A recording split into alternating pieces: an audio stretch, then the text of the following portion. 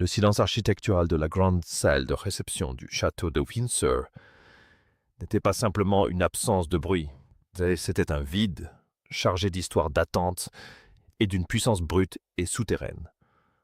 Le soir du 8 juillet 2025, un pas résonna sur le parquet ciré, annonçant un moment que beaucoup croyaient à jamais impossible. La princesse Catherine, princesse de Galles, pénétra dans la lumière dorée du banquet d'État, donné en l'honneur du président français, et en un instant, le destin de la monarchie bascula. Elizabeth Simpson n'assistait pas simplement à une réception diplomatique. Elle mettait en scène une reconquête de son destin retransmise en direct à la télévision. Vêtue d'une robe pourpre ample qui semblait irradier d'autorité, Catherine portait un symbole bien plus puissant que la soie. Sur sa tête reposait le diadème Lover's Knot de la reine Mary, une couronne scintillante et imposante de diamants et de perles qui avait jadis incarné l'image publique de Diana, princesse de Galles. Dans l'univers de la maison de Windsor, un diadème n'est jamais un simple bijou. C'est une arme symbolique, un jugement silencieux sur le statut social. Et ce soir-là, c'était une affirmation de sa survie. Pour saisir toute la portée de cette apparition, il faut dépasser les apparences et se pencher sur le douloureux parcours psychologique de la femme qui se cache derrière la couronne. Pendant une grande partie de 2024 et début 2025, Catherine était comme un fantôme au sein de l'institution qu'elle était née pour diriger.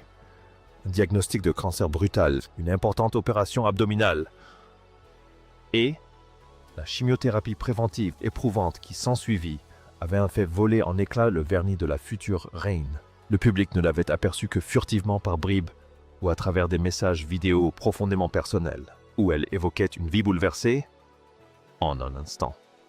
Elle avait décrit une traversée des tunnels les plus sombres de ces choses, où le devoir avait cédé la place à l'instinct de survie pour ses 3 enfants. Lorsqu'elle annonça enfin sa rémission, le monde entier attendait le retour de la Catherine d'avance. Mais la femme qui pénétra dans le château de Windsor ce soir de juillet n'était plus la même qu'à la fin de l'année 2023.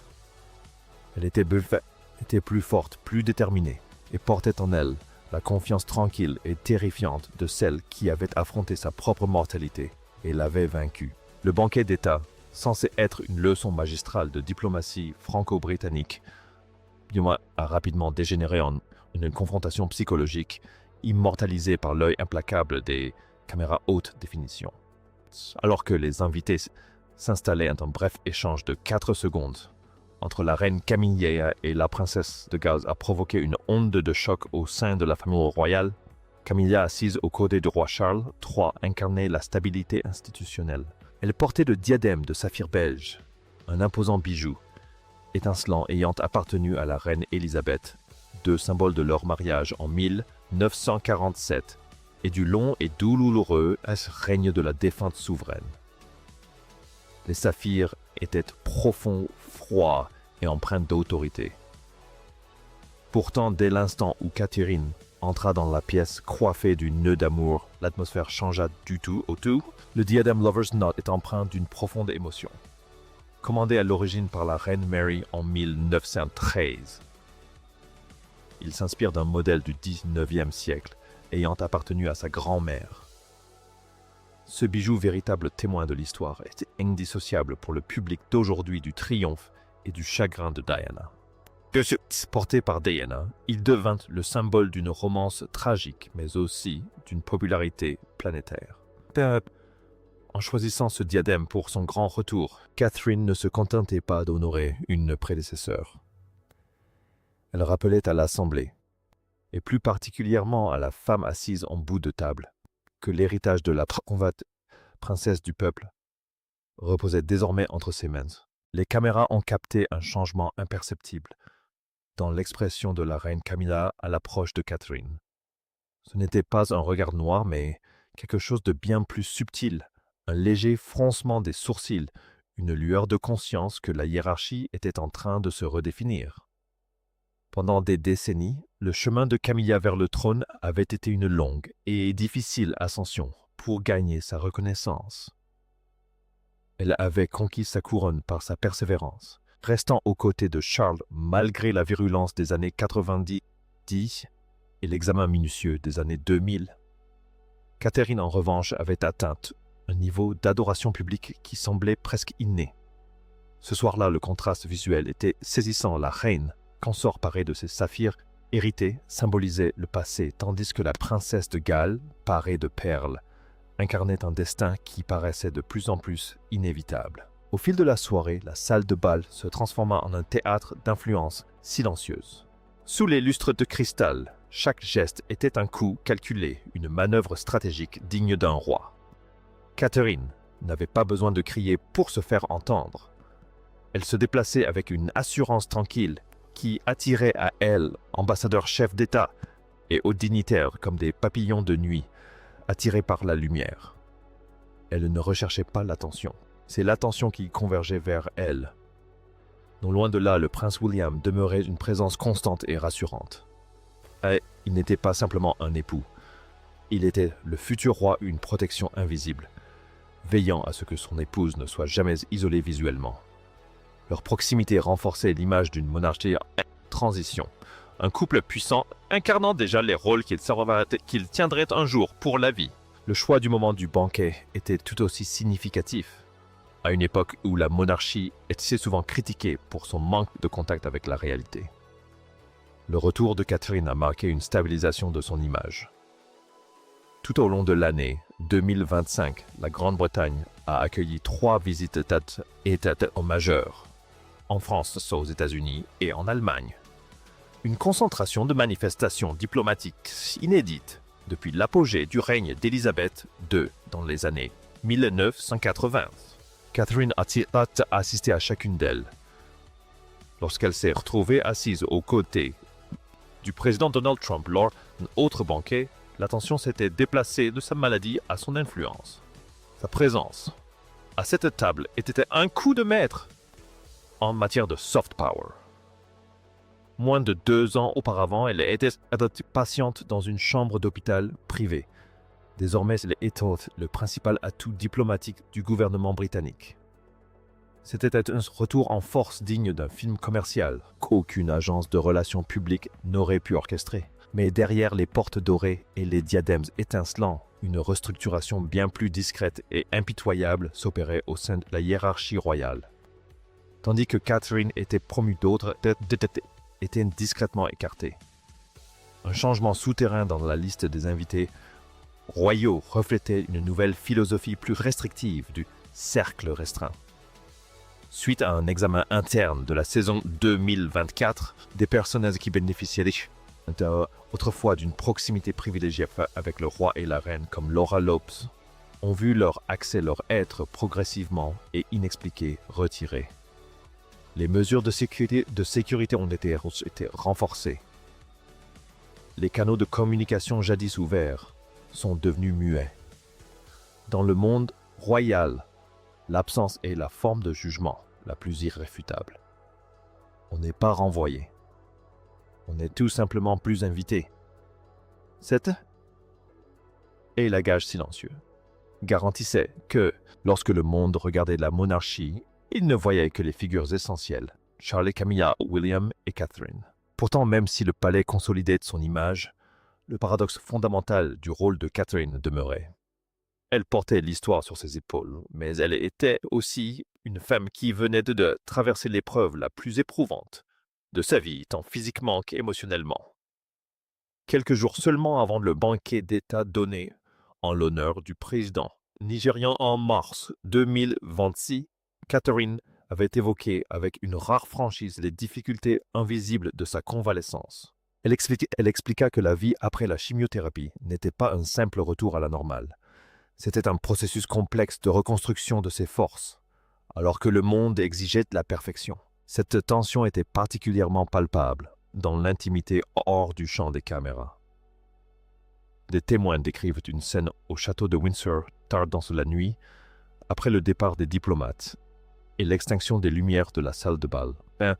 Catherine se retira dans le silence de sa loge. Devant un immense miroir à cadre doré, elle leva la main et détacha délicatement le diadème du nœud d'amour. Les diamants étaient froids. Les cieux étaient froids. Les perles lourdes. En déposant la couronne, le masque de princesse de Galles laissa place aux traits d'une mère qui restait à bien des égards une patiente. Le diadème avait laissé une marque physique sur son front et un poids psychologique sur ses épaules. Tel était le véritable prix du retour au pouvoir. La monarchie ne se forge pas sur les balcons ni lors des défilés. Elle se forge dans ces instants de calme et de réajustement où l'individu doit trouver sa place au sein de l'institution sans s'y perdre. L'évolution des choix de diadème de Catherine depuis son mariage en 2011 illustre son ascension au pouvoir. Le jour de ses noces, elle portait le diadème Halo de Cartier, une pièce délicate et féminine reflet d'une jeune fille entrant dans un monde qu'elle ne comprenait pas encore pleinement. Vint ensuite le diadème Fleur de Lotus, un choix plus moderne et personnel, en phase avec sa confiance grandissante en tant que mère royale. Le diadème rose de Strathmore, porté fin 2023, était un hommage profondément sentimental à la reine-mère, témoignant de son respect pour la vieille garde. Mais le diadème d'amour demeure son atout principal. C'était le diadème de la future reine, un pont entre la tragédie romantique du passé et le devoir rigoureux de l'avenir. En 2026, le pouvoir silencieux de la monarchie était devenu son atout le plus précieux. Le roi Charles III, arpentant les couloirs de Windsor, comprenait que la survie de la maison de Windsor ne reposait pas sur des proclamations tonitruantes, mais sur cet équilibre savamment orchestré entre visibilité et retenue. Il observait les pressions qui pesaient sur sa maisonnée, avec le regard là d'un homme qui avait attendu 70 ans son tour. Il savait que chaque fois que Catherine apparaissait coiffée d'un diadème, elle assurait à la monarchie une décennie supplémentaire de prestige. Elle était le pilier, celle qui donnait aux cérémonies ancestrales toute leur importance dans un monde en perpétuelle mutation. Le contraste entre Camilla et Catherine demeura l'élément visuel marquant du règne. Camilla incarnait la permanence forgée par l'épreuve, un rôle qu'elle avait conquis de haute lutte grâce à son endurance. Catherine représentait le destin accompli par la grâce, un avenir qui semblait presque prédestiné. Ensemble, elles formaient les deux piliers de la monarchie de Charles, l'une symbolisant un passé inébranlable, l'autre un avenir prêt à guider. Au fil de l'année 2026, la retenue qui imposait le respect à Windsor se resserrait. Chaque apparition publique était chargée de sens. Lorsque Catherine assista à la cérémonie nationale du souvenir, elle ne portait pas de diadème, mais son immobilité était aussi empreinte de gravité. Et elle n'était plus seulement l'épouse de l'héritier, elle était devenue l'âme de l'institution. Son combat contre le cancer avait dépouillé Oromori et Amokabariare pour que son rôle de toute notoriété et l'avait remplacé par un sentiment de ce devoir sacré. Elle était devenue le symbole d'une nation qui, à bien des égards, cherchait elle aussi à retrouver son identité. La visite d'État de juillet 2025 restera gravée dans les mémoires, non pas pour les traités signés, ni les discours prononcés, mais pour l'image d'une femme qui, après avoir traversé l'épreuve, en est ressortie parée de diamants. Ce fut un moment d'une magnificence quasi cinématographique qui a réaffirmé une vérité fondamentale de la monarchie. La couronne est lourde, certes, mais elle est aussi un bouclier. Tandis que la princesse Catherine fixait les caméras, le diadème Lover's Knot scintillant sous les projecteurs, le message était clair. La monarchie ne se contentait pas de survivre. Elle préparait son avenir. Le chemin parcouru du lit d'hôpital à la salle de bal du château de Windsor était accompli. Au final, le retour de Catherine fut une leçon magistrale de stratégie royale, un véritable coup de maître. Elle n'est pas revenue pour briller sous les projecteurs, mais pour devenir reine. Chaque robe soigneusement choisie, chaque bijou historique, chaque sourire mesuré, tout cela contribuait à bâtir son futur règne. Le nœud des amoureux n'était pas qu'un simple bijou, c'était un lien indissoluble entre l'histoire qu'elle avait héritée et l'héritage qu'elle était en train de créer. Et tandis qu'elle marchait aux côtés de son époux, le futur roi dans les grandes salles de Windsor, le monde entier comprit la vérité tacite de cette soirée. Si la couronne définissait son devoir, c'est bien Catherine qui en définitive façonnait la couronne. C'est là le pouvoir durable de la monarchie britannique, un équilibre subtil entre cérémonie ostentatoire et adaptation discrète. C'est un monde où le sens se communique par un geste ou un diadème peut en dire plus qu'un manifeste de 1000 pages. Des rues de Londres, aux appartements privés du château de Windsor, l'histoire de la future reine continue d'évoluer ancrée dans l'histoire, mais tendant vers une identité moderne, forgée dans le feu de l'action et des attentes du public. Les diamants du pouvoir ont trouvé leur véritable propriétaire, et le prochain chapitre de la monarchie s'est ouvert avec une robe pourpre, un diadème scintillant et un voyage qui a enfin atteint son apogée. Alors quel était, selon vous, le véritable message derrière? Le retour éclatant de Catherine. Un simple hommage à la défunte reine et à la princesse Diana, ou une démonstration calculée de son autorité, nouvelle et inébranlable au sein du palais. Le diadème du nœud d'amour appartient-il au passé? Où est-il désormais le symbole par excellence de l'avenir de Catherine? Partagez vos réflexions dans les commentaires ci-dessous. Votre avis nous aide à décrypter le langage silencieux de la couronne. N'oubliez pas de liker cette vidéo si vous avez trouvé cette exploration des archives royales aussi fascinante que nous. Et abonnez-vous pour rester au cœur de chaque bouleversement majeur au sein de la famille la plus célèbre du monde. L'histoire de la monarchie continue de s'écrire et nous sommes là pour en décrypter chaque trait entre tradition et modernité. À bientôt pour une nouvelle exploration.